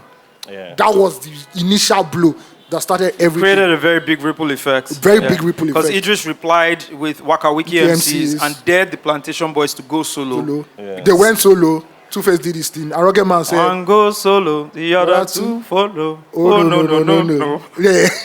Yeah, so that is like a very big point, a very big moment, watershed moment in Afrobeats and rap because it's co-joined. Yeah. Speaking of Idris Abdul Karim, a few years later, he was reported to have gotten into a tussle with 50 Cent and the G-Unit crew. Yes. Right, to the point where, and I don't know if you guys have seen the video of Young Buck reenacting this story, where he says, oh, they kicked Idris and his crew off the plane, and then the plane was about to take off. Then they saw 100 niggas with bikes on them, and they couldn't move the plane. Charlie Boy. You know, so that was also a very big moment. I want to that was just a big even moment. talk about the importance of that because now you see your favorite Afrobeat artist chilling poolside with the biggest artists. When international artists used to come to Nigeria, right, local artists will not sit on the high table with them at the press conference. It's almost like they'll flog them and They'll shoot sit them down away. with they'll sit down with the journalists. So when 50 Cent came, right, even the welcoming team that will meet them at the road, artists were doing like waving like, oh, our savior is around. Mr. 50 Cent. So they got to the press conference and our artists were chilling with journalists and Mr. 50 Cent, as they called him, and G-Unit were on the high table. Nigerian artists were treated as they are the local distraction. They are the ones that will sing before you enter. And somebody like Idris was like, bro, I'm Nigerian famous, I'm African famous. I represented this country carrying the Olympic torch. You can't treat me like trash in my own country. And it was already brewing because when 50 Cent first performed, I can't remember the city he performed, it was not Lagos. He threw money at the crowd. Yeah. And when Idris performed, he stated that we are not hungry people. We're not hungry people. So that was already pissing Idris off. So he got to the plane, they said, no, you can't sit in my own fatherland. You know? And he fought for his rights. And the what we are benefiting now where artists can rub shoulder to shoulder with each other, international, it is rap that fought for it. Yeah, that was the first version of I'm an African Giant. Thank you. Yeah. There was a show that Sean Paul came for, and soldiers entered the backstage because they wanted to clear it, and they were whipping a Nigerian artist, and Rugged Man lost it. That you can't flog me in my own country. It's rappers that were talking, because the pop artists were like, we just came for our own small 50K. Oh. We don't know all these things. Yeah. So they gave them the confidence that, bro, you are big in your own country. You can't do this rubbish. You come to us. And from then, no more. You know, we are here now, chilling. Yeah. Another big moment in hip-hop Afrobeats history has to be at the Headies, where Olamide, arguably the greatest hip-hop artist and one of the biggest hip-hop artists at the time, went toe-to-toe on the stage with the biggest producer who had one of the biggest labels at the time, Don Jazzy. Yep. Yeah. And, I mean, this was broadcast to and everybody. So also, Olamide was also, like, really fighting for for a hip-hop artist in that sense. Actually, if you look at it, right, because they had the next rated category that had Kiss Daniel, Ricardo Banks, Korede Bello, Lil Kesh, right? And someone won the award. Who won the award? It's not Korede Bello. Ricardo won the award. Oh, shout out to Ricardo. Even slight note, you know, at that time, Don Babaji, shout out to him because later signed rappers. Yeah. He made a statement earlier, a few years earlier, that if you're rapping, man, your parents will not be proud of you. And Nigerian rappers were pissed, they couldn't, but none of them had the temerity. So at that point, you know, it was not a tussle of, I'm representing for my boy Kesh. Yeah. Kesh had dropped 3 bangers straight to straight, and you're telling me this person, and he got on stage and, bro, turned up. Bro, we all know what happened. Just do your Turned up. Googles. Yeah. It took a Nigerian billionaire to actually settle the fight. Shout out to the Billy. Yeah. Another important or big moment, of course, is Rugged Man versus Everybody, the beef series. Everybody. Rugged was a problem. It was a problem. Rugged also deserves a lot of credit because he kind of like brought sanity to the game, right? Yeah. Like he was the one that called the attention to like the quality of the music that we're making. Like, wasn't good enough. It wasn't good enough, right? And also what we have now in Afrobeats, where we see the likes of Asake who sing predominantly in Yoruba, you know, going on tour everywhere in the world. Rugged Man saw it coming to say, stop rapping in English and start rapping in your local language. And which he rapped in English. Funny enough. The irony. You know, of course, the explosion of Ice Prince's Oleku as a single. What a moment, right? I haven't seen a rap single drop and just explode. Yeah. It was had the most covers from other rappers. Everybody was jumping on. Like 2 days later, there were covers from like other rappers. That's what blew Young Six now. Yeah. That's what blew Young Six. Yeah. It was moment. It was crazy because there was a lot of anticipation. You already had MI, you had Jesse. So Ice Prince do your thing, and bro, he delivered. And that's why it's, to me, when it comes to rap songs in the Afrobeats conversation, you can't get it any better than Oleku. No, it's just flawless. You can't. It's up there. It's up there. It's just the pinnacle right there, and it just, you know, it shows how once again, even for Ice Prince, the whole when it was now like, you know, the set of Whiskey going to the UK and everything, Ice was there. Ice was there. Ice was there. A lot of people try to hate on Ice, but he was there. Yeah. So it shows that one of the first to win the BET award. Yeah, one of the first to win the BET award. So yeah.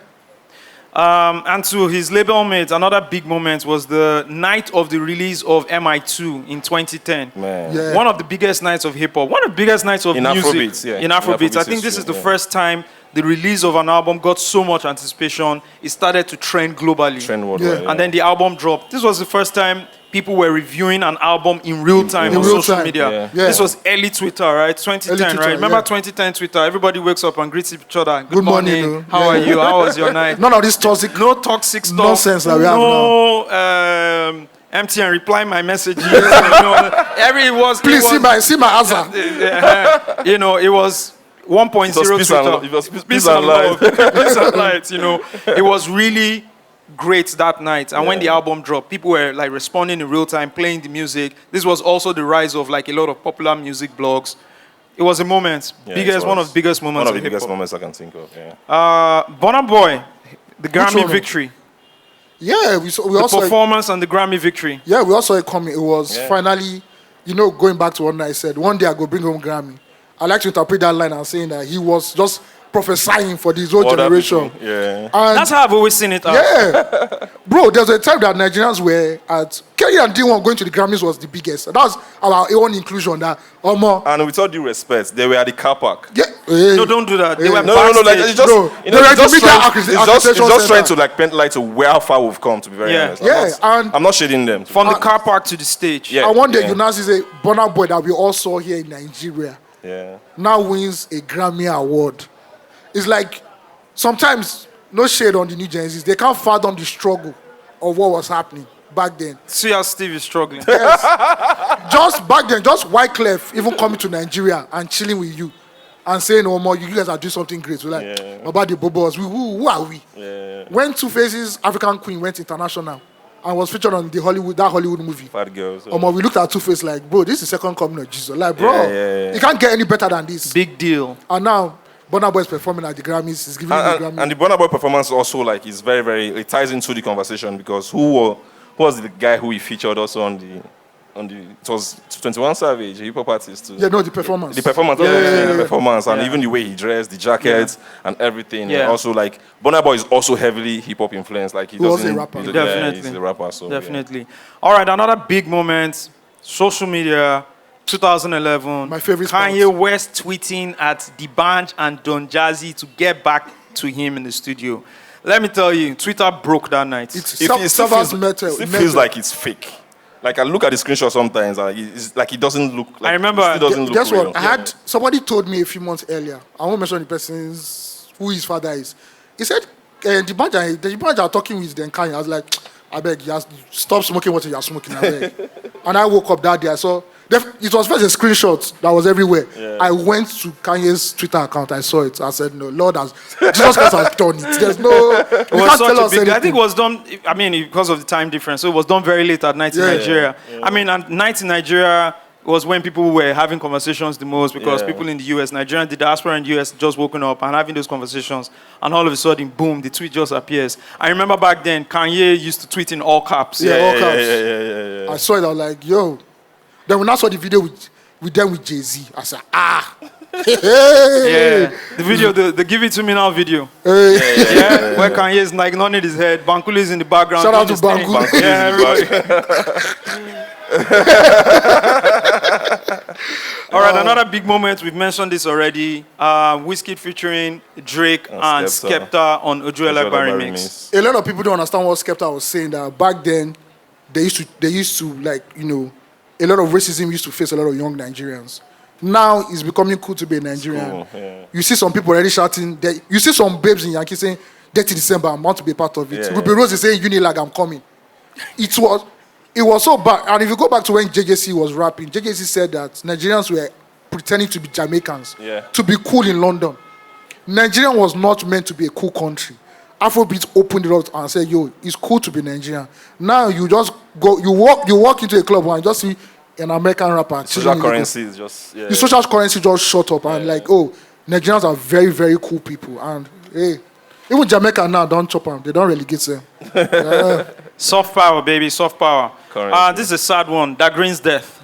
Yeah. I was a front. I won't say I was a front row witness, but I saw the impact of what happened that night, and I was like, I've never seen anybody that could command so much emotion from young Nigerians at that time. Hip hop was still very, very much a very technical art form that wasn't speaking to the underprivileged, and he didn't have so they're not speaking to the underprivileged. And Da Green came, gave indigenous rap credibility, and was speaking for people in the trench, what we call the trenches today. And when he passed away, it felt as if the mouthpiece had died, and it was such a very, very painful moment in hip hop in Nigeria. Yeah. That's so big. They used it to launch a newspaper. Yes, a famous newspaper. Yeah. The famous newspaper was That we all launched watching. off Da Green's death. Yeah. I know what was even more spooky. A few days later, a track drops If released I by Die. Da Green called "If I Die," Where and he then was- he's singing "If I Die, make una no cry for me." Spooky, man. Yeah. Even Biggie could not do that. I've got Migos performing "Bad and Bougie" in Lagos. Oh, that's the greatest. I think. Who watched that video? Yeah. Crazy. There. That's so. In case people don't know, Lagos Blue, Bad and Bougie. It's Yep. written now. It Yeah. is in academia like Lagos Blue, Bad and Bougie. It's in PhD thesis. I won't lie because I was fronting on the Migos. I was like, these boys are just Atlanta noisemakers. Yeah. So when they came to Lagos, I was like, We didn't even go for the concert. we didn't go. With And the office. We I got just saw the tickets. video, and I just saw young Nigerians, raindrops.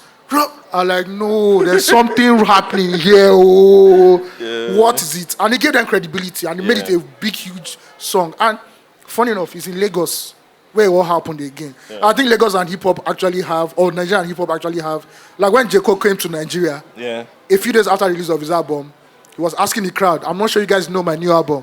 And boys are like, "Wait, Baba, just we are ready. Wait, what's that mean? Don't drop out, we'll chop out." Drop out. Yeah. Schrodinger's rice. That whole myth that Nigerians don't love hip hop, they love it, even to the most accurate version, is when they can relate it to you, it will enter. Yeah. Dope. Okay, we want to open this to the audience. If you guys have questions, comments. On if you hip hop have and big- Afrobeats, please. Thank Yeah. you. Who's going to help us with a mic? Please, who will give the crowd a mic? Super. Adeshola, Balogun has In the asked building. for the mic. Shout out to Adeshola Balogun, outspoken. Number one designer in the whole of Nigeria. Yeah. Do I stand, sit? And Yeah, you yeah, can fly, yeah, sir. this is Okay. loose talk. Do Okay. anything. Shout out to you guys. Loose Talk fan from day one. Yes. Yeah. So good to see you guys. 1.0 fan. Yes, so, 1.0. yes, so the original Loose Talk. Yeah. What do you mean? So I was going to ask a couple of questions. What do you guys think about? I mean, you talked about blogs, but also publications like the Hip-Hop World, I think it was Bubbles. Yeah. And then how much of that contributed to the yeah. growth? And then also to shed more light on labels, because record labels, because at some point every artist had a label. So from Kenny's Music, there was also more hits, there was Storm, P-Square has Square Records, there were the minor ones, then there were those. So how did that also contribute to the growth of Afrobeats in Nigeria? Thank you. It's a good question. Do you want to start with... I can start hip hop. Yeah. Okay. Steve Yeah. mentioned something about hip-hop world. Yeah, it's even interesting that the number one like music like magazine at that time was named Hip-Hop World, just because, which ties into the conversation that we're having, that hip-hop really influenced contemporary Nigerian music, right? So yeah, thanks for reminding us of that. And that magazine gave birth to an award ceremony that is originally known as Hip-Hop World Hip-Hop Awards. World Award, yeah. It later just turned to the headies because it's already cool. Yeah. It's actually Hip-Hop World Award. So you could see how hip-hop has always... Hip-Hop Award was so huge that artists used to beg Ayomide Tayo, please, I want to be on the cover. And the way they were covering local artists, not only in Lagos. I mean, the first time I heard of Cyrus the Virus was in Hip-Hop World magazine. And also Bubbles and every other one. Sound City Blast. Sound City Blast were covering art. Dynamics. Thank you, Yeah, Bankole. Dynamics, yeah. They were covering what was happening at that time, and they were showing us our stars, our own local stars. And portray them as stars. I remember the Hip Hop World magazine version where they put the biggest artists beside their automobiles. Yeah. And made them look very flashy and out of life. Square modern Rocket life. Man and the likes of them. So they plaster them in a way that these are your huge superstars right now. Big. And record labels. For the record labels, hey man, we all know they weren't like proper record labels. But I think the impact of that was just the branding. When you hear Square Records, there was no building, there was nothing. It was probably an email address, And a logo. Jude was Square Records, right? But the logo, the branding is what set the narrative and made it look larger than life. Everybody wanted to sign. If you were an artist back then, you wanted to sign to Mo Hits. You wanted to sign to Square Records. The label made those artists that were signed to it look bigger than what it actually was, and I think it did what it was intended to do. Yep. Thank you very much, Deshola. Thank you very much. Yes, sir. What's your name, sir? My name is Josh. Before I ask my question, I just want to say thank you, guys. I found Loose Talk, maybe I was like 21, 22. What year? 2016. Wow. Towards the end of Now we know how old 2016. you are. Gen Z. Yeah. So I listened to Loose Talk throughout my 20s. I just turned 30 like a week ago. Wow. Although I still have a grudge to pick for the years of silence. Yeah. That's what I need, guys. Osagie sold out. But my question is this. I agree with you, Steve. I think it's Agenda. That's why when I saw him lying down on that stupid couch saying this, I was just like, get out of my throat. But so I didn't grow up with an older brother, and I remember being in school. My classmates talk about all this hip hop of the 50 Cent. Yeah. But I couldn't relate because I was just listening to whatever my parents put on TV. Damn, But that's sad, man. I couldn't, even slightly with the fashion because of all this Egwan Adugbo, I see some of what they wear. But I found hip hop in MI. Yeah. So I was social prefect in secondary school. Round of applause for you. They gave me a bunch of CD and Talk About It was one of it. And I listened to it back to back. I was like, Jesus Christ. Everything MI said resonated with me so much that MI became my new big brother. Yeah. So my question now is what is the role of the rappers themselves, the hip-hop themselves in this transition from hip-hop to Afrobeat? Because I know MI was a big rapper and he was also commercially successful in terms of he was popping. Also Ice Prince. Of course, I love everybody in Chalk Boys. But the more we transitioned to Afrobeat, the rappers themselves started losing much popularity. And then there are people who would say that the real rappers are not the popular ones. Yeah. People who want to shit on Odumodu, who I love, by the way, to say that Odumodu is not really rapping. How did the transition from hip-hop to Afrobeat affect the rappers themselves, like the ones who were rapping? That's That's a very good. Yeah, great question. Great question. Thank you very much. Shall I? No, okay, I tackle can it. take it. You tackle it, please. Sorry. I said you tackle it. Okay, yeah. I think what is most important to understand, first of all, is musicians will create different kind of music, and it's important for you, who's looking for what to consume, to go directly to what you have, right? So when people would critique like Anodumodu Black, I think he's making the music he needs to make, right? And then it's for everybody to judge what kind of music. But I don't think it's unfair to a rapper like him to say he needs to be boxed in the type of sound or messaging. If he wants to make the message he wants to make the kind of music or the kind of lyrics, deliver the kind of lyrics he wants to deliver, it's 100% okay. That's the whole idea of being a creative. We're in a space where it's freedom of speech. You can do what you want to do, and you have to respect every artist for that. But if you are looking for because as you are looking for something, people are looking for what OD is saying. If who go pay for the wing? People love stuff like that. So whoever needs to hear stuff like that would go and listen to that. But if you're looking for something that has a bit more substance in terms of guiding you where you are, right? You can also go and look for music like that. Payback, AQ, Show Them Calm. There are so many Nigerian rappers who are making music consistently, right, that you can go and consume that kind of music as well. So I think that's like very important, not to critique anybody that makes any kind of music, because we should support, because in that diamond, like whatever kind of music you're making, right?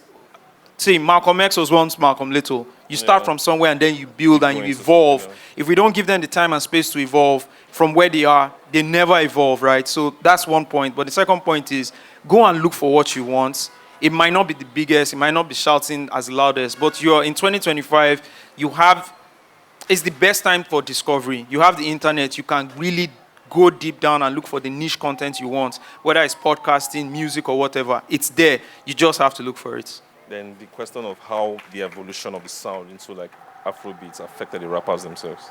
Evolution of sound, okay. Brilliant question. So how the evolution of sound or the movement from like hip-hop into Afrobeats. To be honest, Afrobeats did cannibalize hip-hop in Nigeria. Yeah. Right? Hip-hop World had a TV show and their jingles were done by hip-hop artists. Yeah. And then over time, we started to see them morph from hip-hop artists to Afrobeats artists. Everybody moved more into Afrobeats because it was making more money, right? The radio stations wanted to play more Afrobeats because they felt more people loved Afrobeats, right? Because there were more relationships in that angle. Once the labels came, who did the labels sign when they arrived? They signed Afrobeats artists. They pumped money into Afrobeats, right? So it's cannibalized, hip-hop. Sadly, that the vehicle that pushed Afrobeats to where it was has now been left broken down on the road, while the other one has morphed into like a rocket ship and taken off. Yeah. And that also leads to the fact of, that is why certain rappers, when Afrobeat started popping up, they had to start doing pop records for their own market share to increase. Because you can imagine Olamide rapping and not doing those pop records that made it very popular. From a Duro Seke to like a story of the gods. That's the reason why a Reminisce will change. That's the reason why Fino will do Father. Because they need to have presence with young people. And it's not every time they can do that with rap. So they needed to do that. The rappers who could not do that were left behind. So, in conclusion, right, what we define as hip-hop in Nigeria is very niche, and Afrobeat is actually the hip-hop. Yeah. Okay, good evening, everybody. My name is Praise, long-time Loose Talk Giant. So my question... What year? 2017. What's your set? Okay, 1.0. Okay, my question is centered about music, centered on music distribution. So the Alaba model of distribution, was it based on the New York bootleg system of distribution, or was it coincidence? And what was distribution like before the advent of Alaba? This is a great question. Great. This was in our talking points, but I did not find it in the script. Who wrote the script? It's there. Actually, the lead researcher was meant to... Don't worry, let's do it. It's here now. God has led it to her. Results may vary. We actually discussed this as a topic, so I'm glad you brought it up. Ayo. So when the new music started popping up, labels had the issue of distribution and also marketing, right? A famous rap group in Abuja, Swat Truth, were making great rap music, but the albums could not be found anywhere. As a matter of fact, T-Joe actually approached Solo D, who was the head of Swat Truth, that let's do this thing together. But he was like, man, you people are like, you pirate music. But shout out to a very young, talented man who went to my school, Unilag, LD Don. It's in my school. He studied, he just said he noticed that there were young boys on the streets of Lagos, they will carry a boombox and they will have all the CDs and cassettes. Pirated, and he now traced where they were coming from, Alaba Market. So him and his manager went there and they started talking to pirates there. Like, we know you guys are pirates. But instead of jacking our music, right, let's just have an agreement. And that's how they came up with so they now pushed the Tribesman's first body of work, Lag Style Volume 1. Right? And obviously, you know the story. LD had to leave Nigeria, and he also had that tribe. But when he left, that tribe now went to focus on their solo stuff. Now there's a young man called Two Shots, who at that time was rapping in English, but decided to switch to Igbo. And he had a bunch of songs, but he could not push them. So he took his CD to Alaba. And Tijo said, you know what, we'll work with you. And Two Shots called the EP, Pirated Copy. Ironically, right? Yeah. Even the lead single, I can't remember the name of the lead single, where he shouted, 10,000 copies, only you know they fear, thief, ole, carry out. It was just like... Quick trivia. Do you know in the video, right, there's somebody who is buying the fake copy, and when they find out he runs away while Two Shots is attacking the marketer who's selling the fake. Who's that person? I don't know who that is. It's Bankuli. Hey! This is 2000 and what? 2004. Yeah. So guess what happened? This was a year before P-Square started working with Alaba. Yeah. Because you know P-Square now made it very popular that this thing. Hip-hop showed them the way. And that is the... And that built everything, Alaba distribution, for another 15 years. And that's the street commerce we're talking about. In hip-hop in America, you carry your bunch of songs and give all these bootleggers on the corners and say, hey, this is what I have. Start pushing it for me. That was basically the 50 Cent playbook. That was basically... Alaba was originally an electronics market too. Sorry. Original electronics market. But by hook or by crook, they got into the music business. And everybody started... And the payout was getting mad. Some artists would get 5 million, 7 million of that just because some rappers did it at the end of the day. Yeah. So hip-hop showed them the economic blueprint that this is what will sustain us for at least 10 years in the market. Till streaming came and shut down the game. Yeah, streaming just said, Shout out to Spotify. Hi, everyone. Hi, everyone. I'm David. So this is the first time I'm experiencing this. Hello, David. Hi, David. So he's my friend. I'm kind of re-echoing his question. Okay. So we're in the car the other day and we're talking about how some songs from mid-20s, late 90s have gone missing from the digital space. Oh, yeah. Oh. And I asked her, why? And he said something that day that perhaps, back to these Alaba people, that those people then, most of them, they've been phased out. At least the only person I can remember was Obiasika. He said his uncle and all that. And most of these artists cannot even put these songs on DSPs because the estates of those late Alaba marketers would not allow them. And those songs are rotting away. How do you think they can revive, we can walk around that, and where some of these artists can get to actually eat from their catalog and not just live in penury? Well, some of these things, and great question as well, but some of these conversations are already happening, right? I think those artists who do not have the proper representation can sign up with distribution platforms or publishing platforms who can then have this conversation with those estates. Because you're right, people were signing the craziest deals back then. We don't even know the kind of deals we are signing, right? But they don't have the rights to their music. I've met artists who don't have even a hard copy of their music anymore. It's that crazy. But they need proper representation. One thing I know is that everybody wants to make money. And you don't go to anybody with a deal to make money and the person refuses. Yeah. So if you know any artist that is in that situation, he just needs to have proper representation and partner with a publishing house that can then work with those estates and put the music back. But you're right, there's a lot of music. You can find bits of pieces of them on YouTube. You can't probably find like proper album. You go to Discog and then you can check like the history and all of that, but it's not anywhere. But there are some pirate sites that do have a lot of albums that are not on your regular DSPs anyway. Yeah, but the good thing is that some of these songs they're talking about are now becoming available on streaming. I remember I was looking for a King Sonny this song 2 years, and this year I found it. So people are beginning to update it because they even know that, oh, Nigeria seems to be that hot space right now. So let's just, monetize this this master that I have or these rights that I have. So it's coming more. It's not yet fully there, 100%, but every day there are new songs being added, old songs being added online. I like to also see younger artists sample older records and interpolate older records. You can also build more of those relationships, like what Davido did with Bright Chimezie, or what like a Kun did with Olu Maintain. We want to see more of that. Yeah. Yes. Hi, guys. Yes, where are you? Okay. This table is popular. My name is Findam. Hello. Loose Dog Giant from the 1.0 era. No, everybody's saying 1.0. Wow. So, interesting thing. I found you guys, I was living in Jos at the time. Shout out J-Town. Yeah. Not Gombe.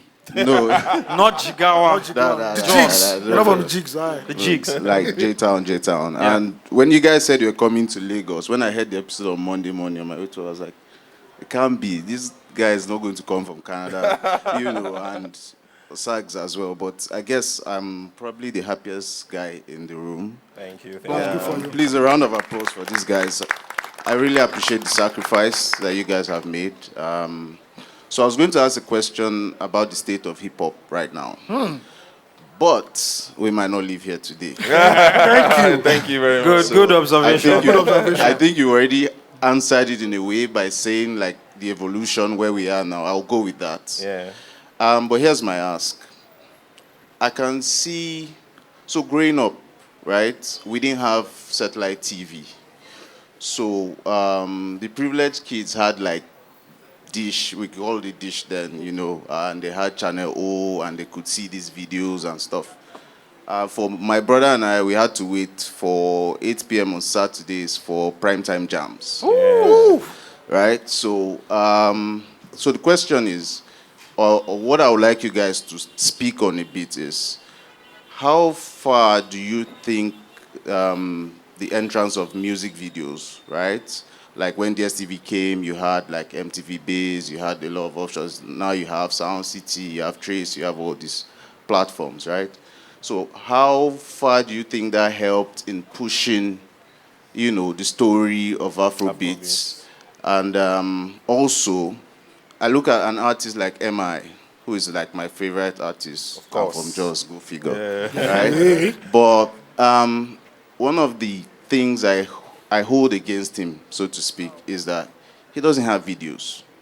People speak about MI all the time, like someone just spoke about how much his music inspired him or touched him.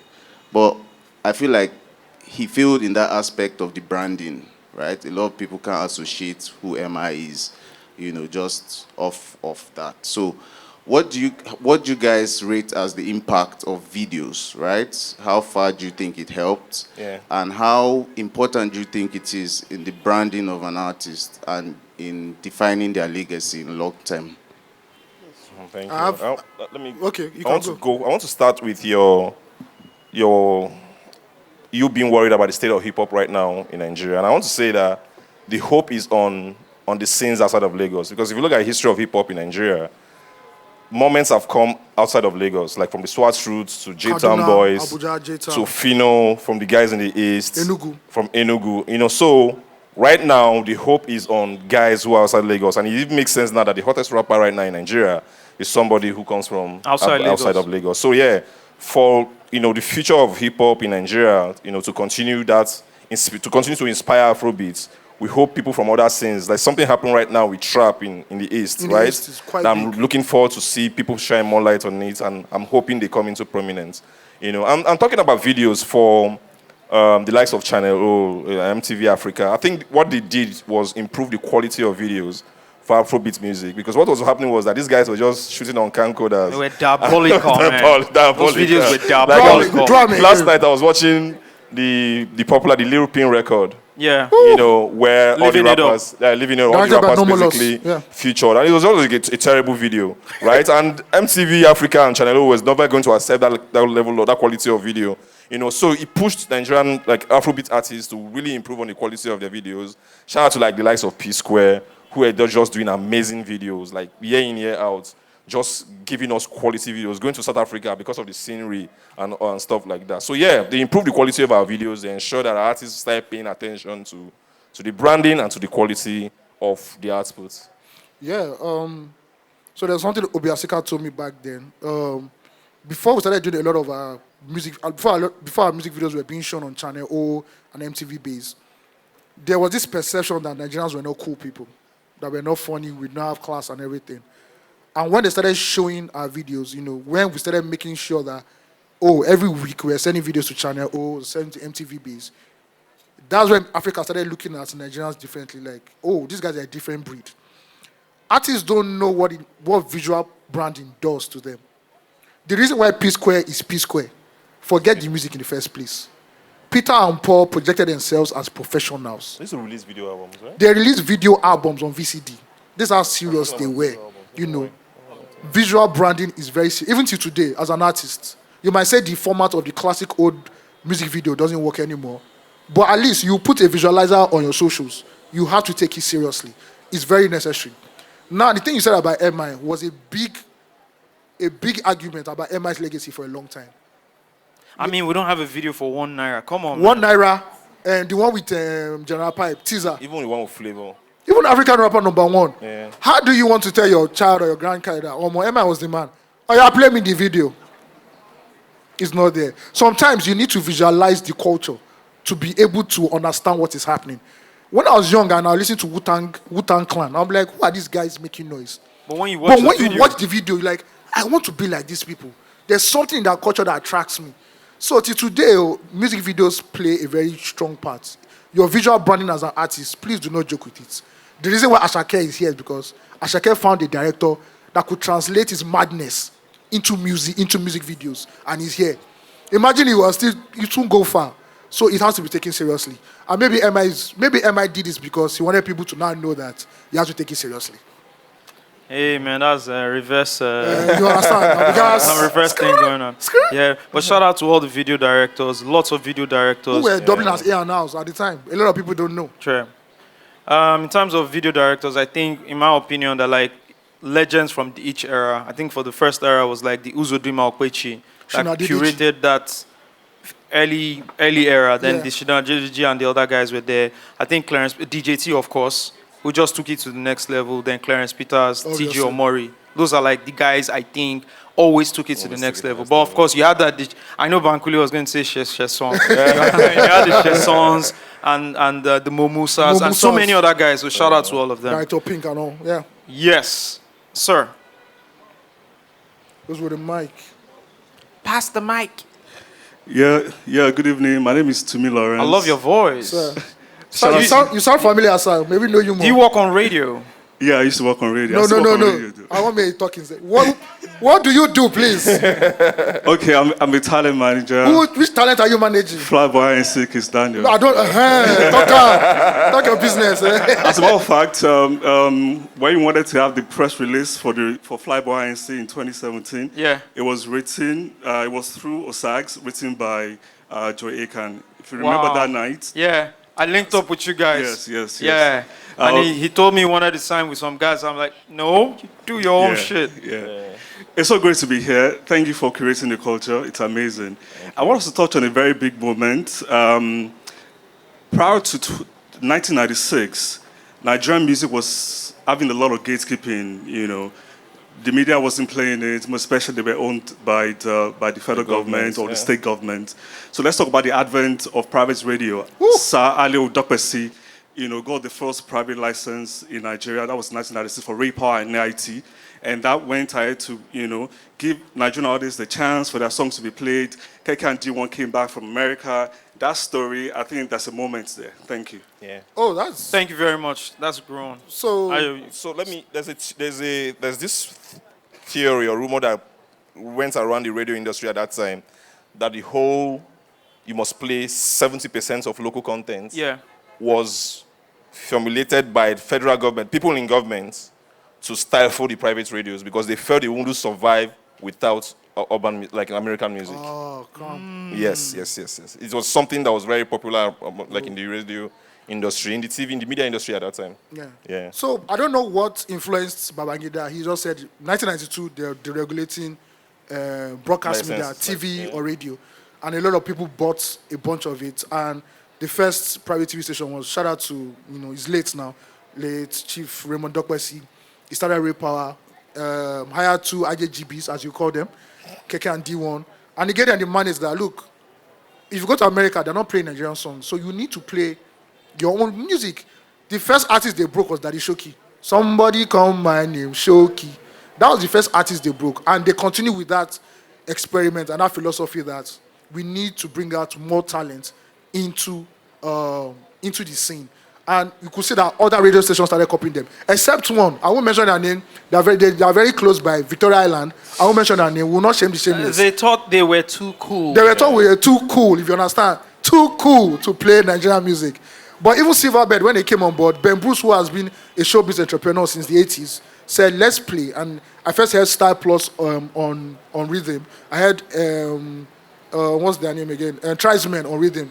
So they were, back then, radio were breaking artists. It was a thing of pride that, now we break these artists. And they had local DJs attached to them who were pushing out these songs. So without even radio, right there, and later TV, with AIT jams, primetime jams, and everything, there was no way to project these artists. You needed a platform for them to do it. It's not now that you have social media that you say, oh, I'm not going for an interview. I have 1 million followers. No, you will check to Alagbado. You will beg Keke and D1 to put you on AIT jams or even play your song. Stand outside the radio station. You stand outside the radio station. You will be talking to the gate man at the end of the day. So it was very vital that you got your songs on radio. And if the public just heard you once, bruh, you were made. You were made. That's back then. Back then, the concept of radio hit was still radio hit. And if you had a radio hit, bruh, you were good as gold. All right, we're done? We're done. We're not done. Yeah, sorry. Hi. Good evening. First of all, I really appreciate this conversation because, like, I'm a big fan of hip-hop and Afrobeats and the evolution. And even as an artist myself, it has had a lot of impact on me. But I'd like to ask, my question is more of like an editorial question. I'd just like to know, in your own sincere opinion, you said that, first of all, you said that the next hip-hop giants cannot come from Lagos. No, no. No, you don't say come. You said I'm looking to. He's looking outside I'm Lagos. looking outside of Lagos. Okay. Your own personal. Okay, I appreciate that sincerely. My second question was, what do you think? Like, and once again, it's an editorial question, so it's really just personal. Come. What do you think is like the future of hip hop, like sonically and maybe in consumption terms, from like just from where you're sitting, because you've seen the evolution? What do you think? Like, what's the direction you think maybe it might go? Likely, very, very likely. You know. One of the funny things about music is that if you predict music will disappoint you. It will shock you. But from what I've been seeing a new generation of rappers who are very, very melody intensive. They are copying a lot of what I'm hearing in America. There's a guy called Zay Level 10. He has a song record. That record, among the cool kids, when it says Popo Mali Trabaye, you know, it might not be for you, but it's what these new kids are listening to. You might even say a Mavo is falling into that aspect right there. There's a guy called Wavestar, proper rapper, doing his thing. It's going back to the young kids. Music will always go back to the young kids, and they will dictate the pace. We can't call it. All of us were here in 2016, and we started hearing people like Odunsi, Santi, Lady Donley. It is organic. It belongs to them. We are the ones that just curate it and just say, okay, it seems this is where it is going. I believe the rave culture is going to give birth to something. I don't know what it is. And to be very young and fresh and hip, that even the Afrobeats guys will be like, oh, we need to be on this level, that these guys are hot. We need to be on what these guys are doing. But I don't know what it is in terms of the sound, the bubble is, but like what he predicted, the East is coming. I don't know how it's going to happen. What is happening in the East is on, we are seeing Jerick. I think Jerick is still small, is still child's play. What will come out from the East to be big. But Lagos will also have a say, right, at the end of the day. But what form it to take, I don't know. I'm sorry, one more slight editorial question. Do you think we'll ever get like a palm wine-ish hip-hop style that might like still take the market again, in just your editorial opinion? Sure, then Camp did it. At the end of the day, they were able to curate it for like how many years? Almost a decade. And they have definitely inspired another generation of people who can take it, run with it, and flip it. The thing is that music never dies. Palm wine music is like probably the earliest version of popular music in this country, over 100 years old. So you don't know which generation will latch onto it. But as long as there are landmarks and there are records, people will hold on to it. And all I believe is authenticity. If you believe that your true artistry will come out through a particular sound, do it. The reason why Odumodi is doing it this way is because this is how he can express himself. The reason why Idris did it this way is because this is how I can express myself. Ice Prince, Olamide. You can't gatekeep how people express themselves. But as long as he works and he connects with the collective Nigerian experience, then you'll be good. I think for rappers, that might be the missing thing. Connect with the collective Nigerian experience and you'll be fine. Thank you. Thank you. Thank you. All right. Are we one more? Okay, so this is directed towards Ayo. So I've been following the Loose Talks podcast. It's like 2023, 2024. Okay, the Gen Z set. Well done. So I decided to. I also decided to follow Ayo on Twitter. And I noticed some of your takes, and this is about American rap. Oh my Lord. Yeah, and I want to know why you think that Drake isn't a rapper. You call him like a pop star.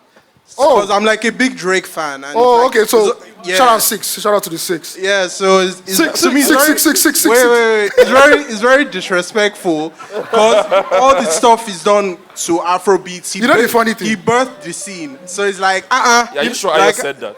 No, you called him a pop star, and it's like, you know the funny thing? That's but he is a pop star. No, the reason why he's not a pop star. He's not a pop star because he has if you listen to Take Care, you listen to Views, you listen to Her Loss, you listen to Paul. Bro, let me answer now. You can't crucify a man. Okay.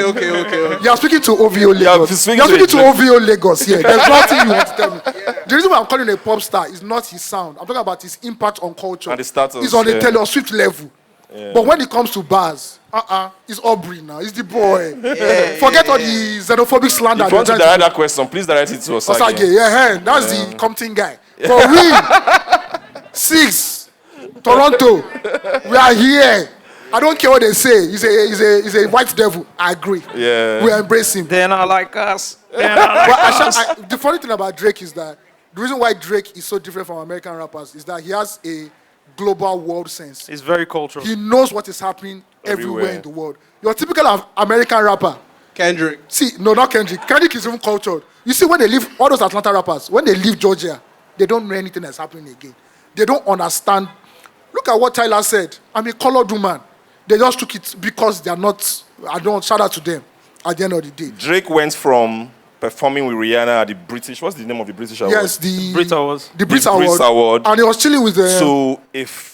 Boy Better Know, like BBK. A less than 10,000 capacity concert with BBK. There's nothing more hip-hop than that. Bro, when it comes to the right, like when grime was popping internationally, Drake was there. Afrobeats, he was there.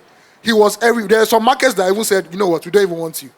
He understands it. He's the first true global rap star that understands what happens. The only anti-OVO person here is Osagie. So me, I like say Drake. I have nothing to say. OVO Lagos. Thank you. Then I have nothing to say. Any other question? One more. Okay. Some people. Shout out to you guys for the session, interesting session. Thank you guys for the longevity of the podcast over the years. Thank you. And my question is based on, you guys talked about the happenings that shaped hip-hop and how it affected Afrobeats over time. Well, I noticed a name you guys didn't push enough because that person, a lot is tied to him.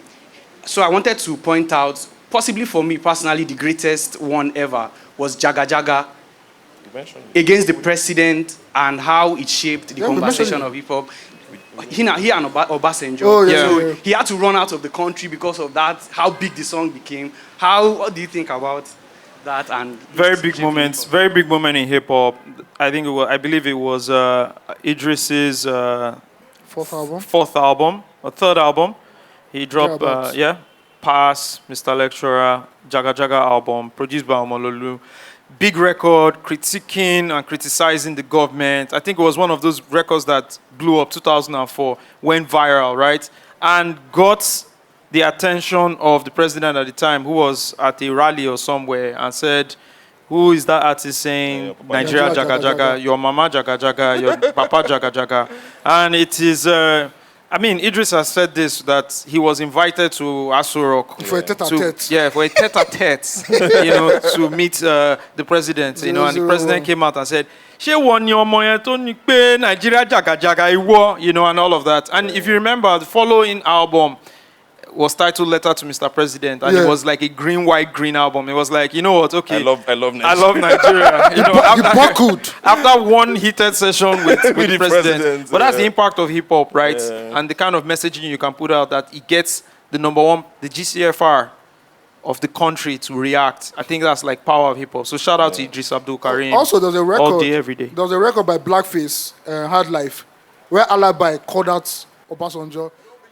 We don't believe you. AIT had to mute that part, like, bro, you do not carry don't want that one. smoke. Can that happen in 2025? An artist calling out the name of the president, telling the president, we don't believe you. You can. No, not believe you, but you can hear him now. You can hear him. Okay, you can't hear him, but not... Jagaban, you can hear him now.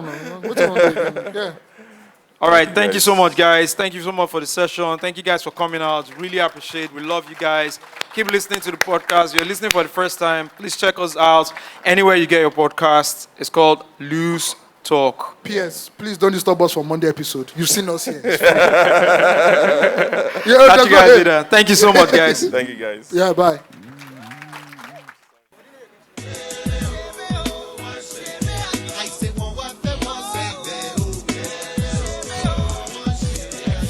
MCs, now who you be trying to contest me? When I'm on the air, I see them, I go be in the remedy. Said I can go, and I can go on, and I can keep the party jumping, bumping to the break of dawn. We back before I used to hang out with the wrong kind of fellas. They started getting jealous, I was callous, and they got rebellious. So I pitched my tent in the plantation, and we created tracks that are gonna hypnotize the whole nation. Why you put your foot in the wrong spot? Why you beat the finger that fed you? I bet you now, you in a hot spot.